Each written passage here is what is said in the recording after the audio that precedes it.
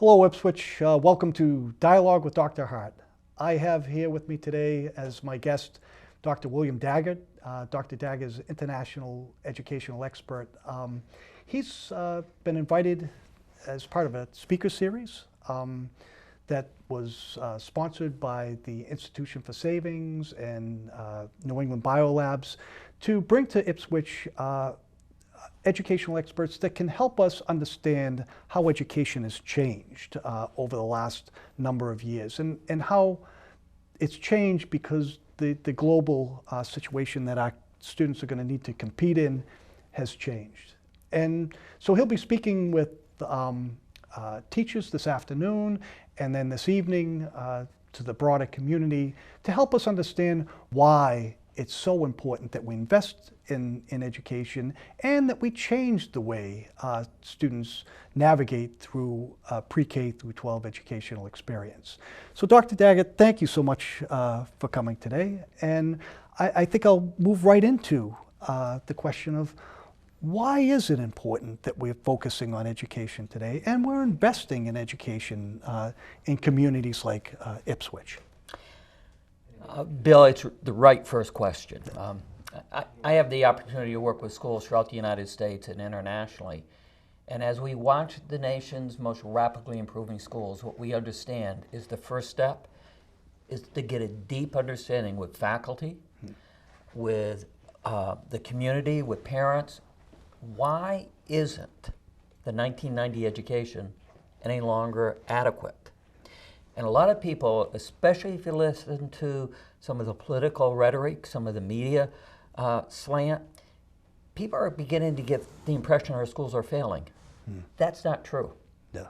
Our schools are not failing. Our kids today have more standards to take than any group of kids ever had to take. They got more tests than any groups ever had to take. And yet, we every year are graduating more and more students. So why do we need to change? It's because while we've been improving our schools, the world outside of school, pushed by technology, pushed by globalization, is changing 4 to 5 times faster than we are. And so, you know, the audience needs to understand, we got the best educated kids ever, but they are the group least prepared for their adult years. I'd ask the audience to think about this. How many of them know a recent 4-year college graduate who is now back at home with mommy and or dad, made the decision to go to graduate school because they couldn't find meaningful employment, or they're off on their own, but they can't make it financially and their parents are having to help them? I mean, how could that be?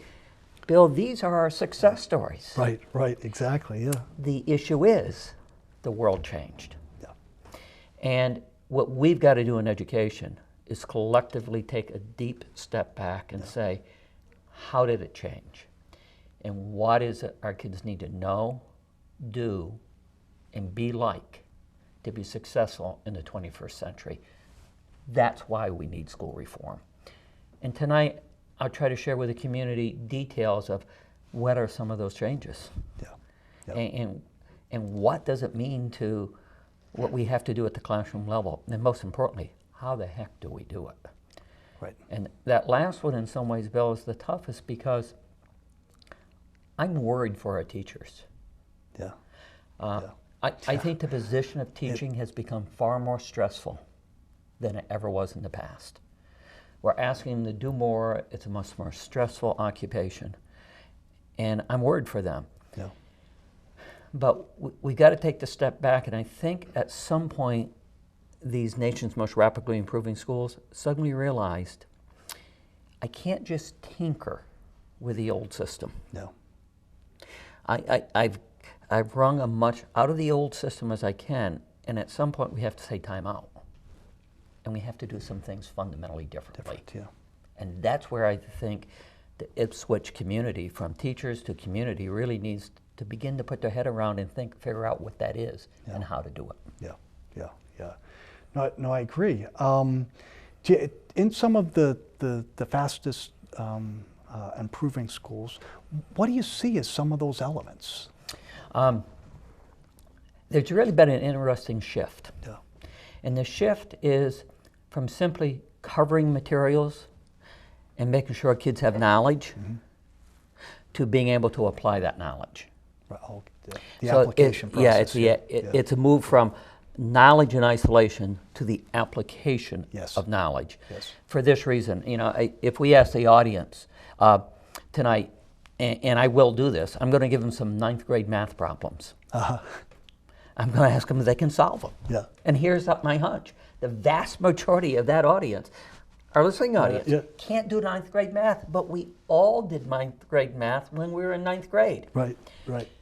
Why did you do it back then, but you can't today? It's really simple. If you don't use it, you lose it. Right. And so one of the big shifts is from knowing to doing.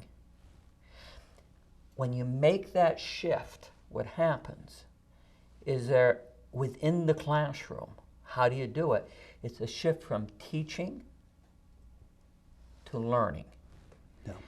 And the best example I can give you is anybody who's ever played sports, anybody who's ever played an instrument. The adult that helped them, their coach, their instructor, doesn't go out during the game or the performance, do they? Right. The kids have to do it. Exactly. And the coach is on the side. Yeah. And in many ways, that's the shift that we see in these schools in terms of how you teach. It's a shift from kind of disseminating knowledge to really, really helping kids understand how to use the knowledge. The challenge with that is our schools were designed more than 100 years ago. Yeah. We're sitting in a beautiful building here in Ipswich. And when we pulled in, I said, was this a school? A school, yeah. Right? Yeah, yeah. It's hard to... Yeah, when this building was built, Yeah. public education had a different mission than it did today. If you go back and look at public education, the original intent of public education was to select and sort kids. Yes, yes, right. What are we now asking our teachers to do? To get all kids to high standards. Right. That's a fundamental shift. We're also saying it's not simply you'll cover the knowledge, but you will make sure the kids not only know it, but can apply it. The challenge you run into there is when you get beyond school, application to the real world, it doesn't function in disciplines. Right, right. But all of us were trained in relatively narrow disciplines. Right. And not the people in Ipswich, the people in Springfield, the people in Washington created rules and regulations and certifications and tenures, and we've got contracts to reinforce those that are deeply designed around curriculums. Right. And so the leadership, the teachers have to step back and begin to say, how do we find a better way to connect up between courses? They can do it, but we were never trained to do it, which means, and a lot of people don't understand the importance of this, incredible need for intense professional development. Yeah, yeah, yeah. And you're going to have to do that. It's well, because a lot of times people, and I'm sure there's community members that are listening to us saying, we hire people and we expect them to know what they need to do the job. And that's true, but our job is lifelong education. And so it's embedded in the need for that continuous growth. And as to try to make the shifts that we're asking people to do is a very challenging set of expectations for teachers and administrators for that matter. And without that professional development, that's our lifeblood. That's what allows us to stay on the cutting edge, and which is a necessity, listening to what you have to say, because the world out there is changing so rapidly. You're so right. Just before we went on the air, both of us took our iPhones out, put them on the side, had to turn them off. Okay? Ask anybody out there, how much time do you spend with one of these handhelds? Right. Do the kids have the handhelds in their hands all the time? They're almost like addicted to them. These kids are natives of a technological world. Yeah. Yeah. They don't know a day without those devices. That's right. Once they leave our school, they will have to use those devices like that in every walk of life. That iPhone of ours, think about what it replaced in the last just 20 years. It replaced telephone books. It replaced encyclopedias. Right. It replaced libraries. Yeah. It replaced alarm clocks. It replaced maps. I mean, the list is endless, okay? Exactly. And that's what they're going to use their whole life. Yeah. Now, let me ask you, does Massachusetts permit you and your teachers to let the kids use those when they take the test? Oh, of course not. How come? If they had them, they That would be cheating. Exactly. Cheating. Right. And what would they be doing? They would be using resources, Right. because they go online and find the answer. Yeah. Or they might communicate with others. Yeah. And I ask audiences all the time, do you want your kids to become independent as adults? And everybody says yes. You know, you'd have to be a pretty sick person to say no to that, right? Well, what are the two basic skills? Use resources, work with others. Yeah. Yeah.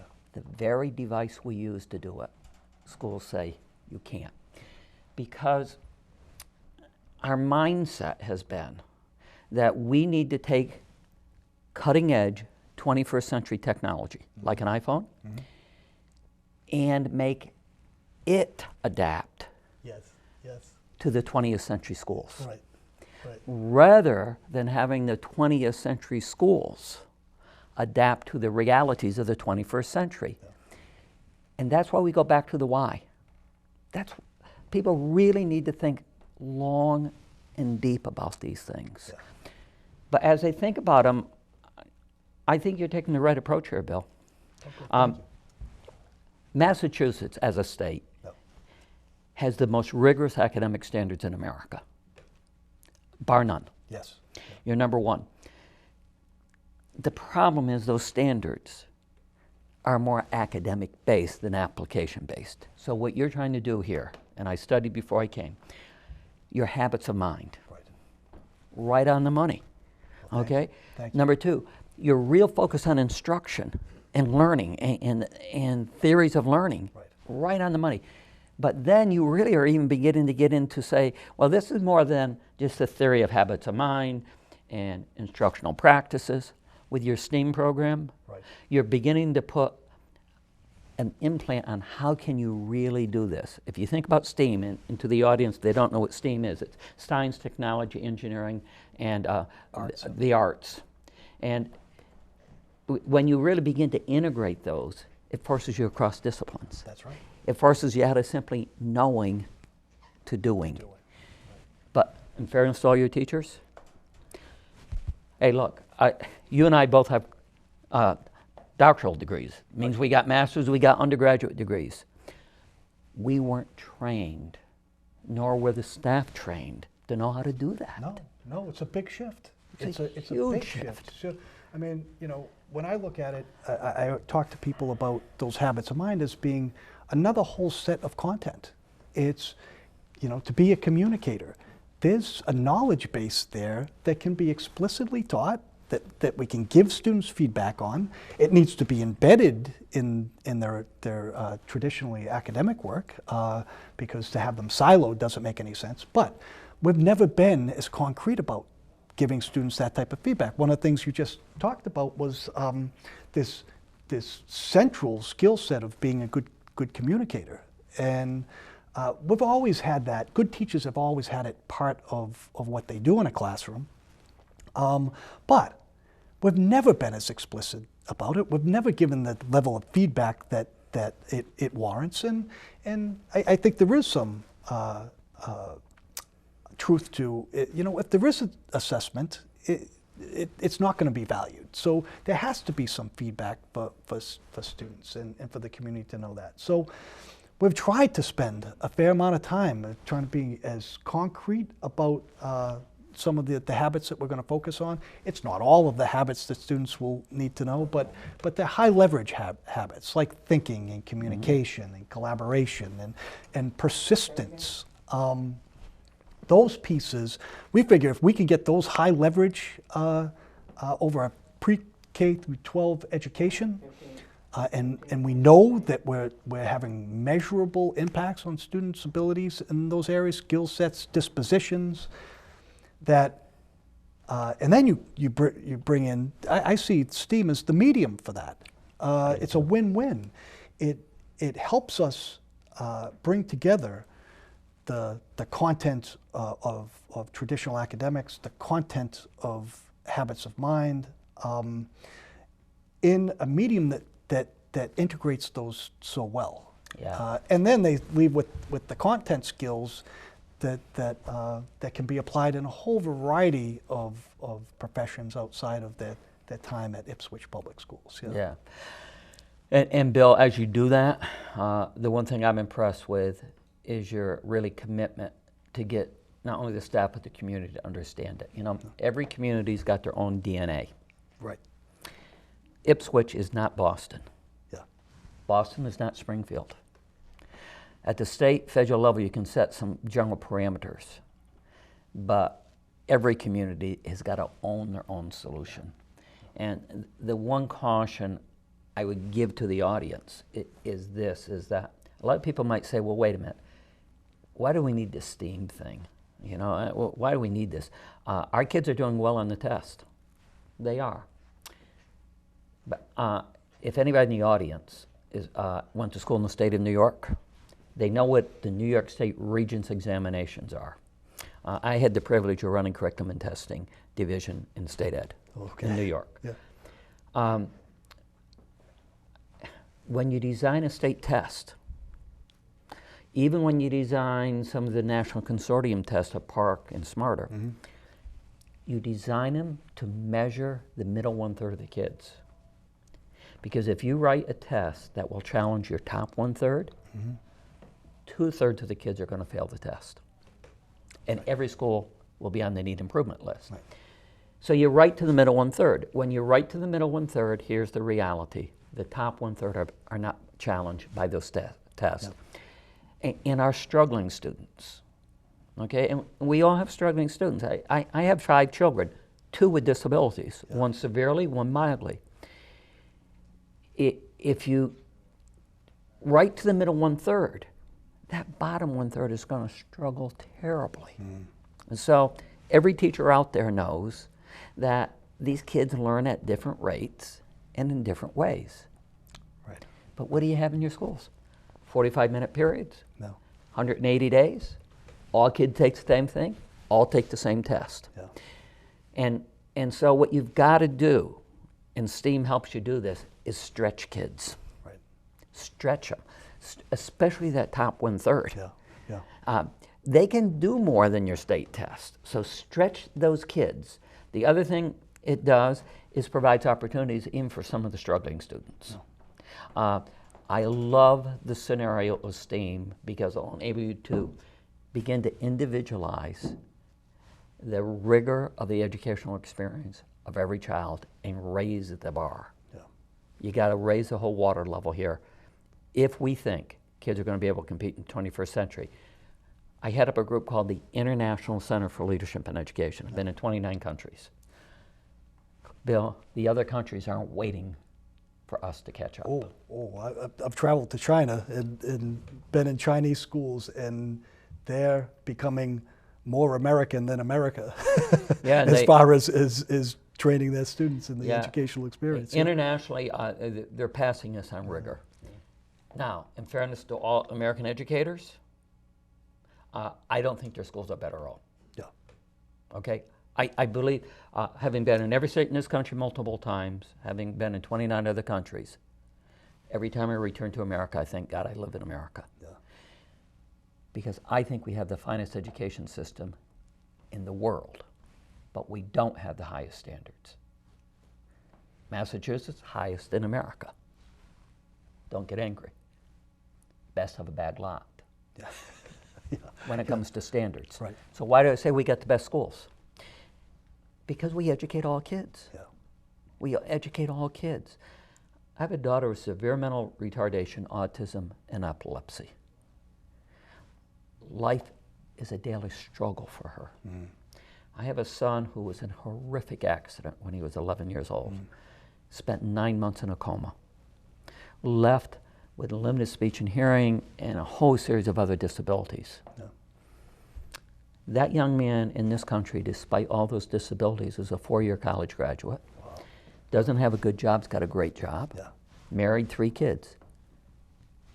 There's no other nation in the world that could have happened for my son Paul. Yeah. Because we address excellence and equity at the exact same time. Yeah. And the naysayers don't understand that. Yeah. That what we're asking your teachers, your administrators to do, make all kids all they're capable of being. And I think the action plan you're putting in place here, building off of mass standards, the best we have in the country, looking at habits of mind, looking at the best instructional practices, and packaging it with a really way to do it with STEAM is the right way to go, Bill. Well, thank you. Thank you. We appreciate that. I appreciate you coming and spending this time with us. But before I move on and before we wrap things up, Bill, I'd like you to speak to the audience a little bit more specifically around rigor, because your organization and you have done such a wonderful job of defining rigor and helping with some tools to frame what rigorous education looks like. Could you spend a little bit of time on that? Sure. I like to now coin the term rigorous learning. Yeah. Okay, I'm trying to move people from teaching to learning. Rigorous learning. Good point, yeah. Is having content, but making sure kids not just have the content, but can analyze it, synthesize it, evaluate it in a real-world setting. What has happened over the last 25 years is the definition of rigor has changed. Yeah. It's changed from simply being hard work. Yes. To being able to apply that hard work. Hard work is still important. Academic rigor in the 1990 definition is still important, but it's not adequate. No. And that's why we can't pass the 9th grade math test. No. Yeah. Teach it, test it, lose it. That's not rigor. Yeah. Rigor is the ability to apply very difficult, but appropriate academic standards for all kids. Let me ask you one more thing, Bill, because another piece of what we're trying to do is we've taken in our short time together and talked about the very challenging standards that we have in Massachusetts. We've talked about habits of mind, which can be very rigorous and challenging to develop in students and to teach and to assess. We're talking about a STEAM initiative that's the integration of those key science, technology, engineering, arts, and math. And we have teachers that have never worked so hard and have so many expectations. One of the things that we're trying to do is to try to get people in professional learning community teams across the district. We're trying to give them some training to help with the type of dialogue and the reflective practice that people would need to participate in, to try to take all of this ambitious agenda and bring it to fruition in classrooms. And to think that could be done, people working in isolation just isn't reasonable and won't be effective. So I was wondering if you could spend a couple of minutes talking a little bit about how important it is, not only for the directed professional development associated with some of the things we want to do, but that embedded, ongoing professional development that will bring, an ambitious agenda to fruition. I believe that embedded ongoing is actually more important than even the structured. You need both. No. But for this reason, earlier I said that the definition of rigor has changed. It's from just having knowledge to being able to apply knowledge in real-world kind of settings, which forces you to reach across disciplines. Kids have to be able to integrate. our teachers have to be given the opportunity. Right. They got to be given the opportunity to begin to talk with each other, interact with each other, and I call it the teachable moment. We all have the teachable moment in life. Yeah. That professional learning community, they become friends, Right. professional colleagues. Yeah. And you know what? It sounds strange. They wake up in the middle of the night and say, "Oh, I just thought of something. I got to talk to my friend about this. Yeah. Oh, man, I'm teaching science. I hadn't thought about this." Or take your phys ed teacher. Do you know that in football, there's never been a math problem? I'm sorry, never been a pass play that is not a math problem. You know where I learned that from? A professional learning community. A phys ed teacher who was the football coach told me one day he woke up in the middle of the night and said, "I can teach math and science. Yeah. Football is just applied math and science." And then he began to think, but what math do I need? You know, pass play, go out 20 feet, go to the left 25 degrees, I'll hit you on 4. Wow, I had to work with a math teacher. Yeah. And we had to begin to integrate this together. And what he found was the kids that he was worrying about academically of not being eligible, when they integrated them together, their math skills went sky high. Yeah. He was assured of eligibility for his key players. Yep. Most importantly, kids learned math. But they learned it coming out of that professional learning community of math teacher, science teacher, phys ed teacher working together. Yeah. That's where real change happens in life. Right. Well, thank you. Bill, such a pleasure having the opportunity to talk to you. Thank you, I Bill. appreciate you coming here, speaking to the audience through dialogue with Dr. Hart. But in addition to that, speaking to our teachers this afternoon and the entire community this evening at 7 o'clock. Bill is, again, has, I think, helped us with understanding why it's so important we're doing the work that we're doing. There's some big questions that the community has to answer in the next couple of weeks around supporting schools. And I hope this was helpful in people understanding how critical it is for us to invest in our schools and have a strong vision of where we're going. And I think we definitely have the strong vision. With some additional support, we're going to bring that vision to fruition. And I really thank you for helping us articulate so well why it's so important. So, Bill, again, thank you for coming. And thank you to Bill, and thank you for the leadership you're providing in the district. Thank you. And to the school committee, thank them for having the vision, and for the teachers of being ready to buckle down and say, we got to do some things differently. Great. Thanks to everybody. Thanks. Okay. So thank you, Bill, and I appreciate community members tuning in, and we hope to see you in the next session of Dialogue with Dr. Hart. Thanks so much.